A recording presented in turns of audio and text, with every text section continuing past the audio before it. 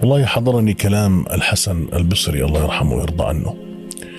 قال: الدنيا 3 أيام، يوم أمس مضى ما بيدك منه شيء لا يعود، ويوم غد لا تدري أتدركه أم لا، ويوم أنت فيه، فهذا هو حياتك فاستغله.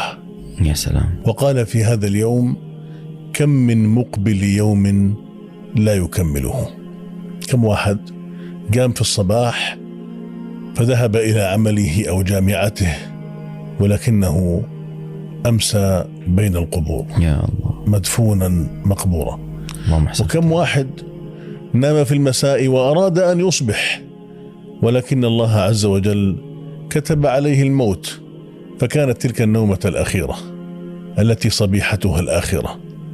إذن الوقت تقوم عليه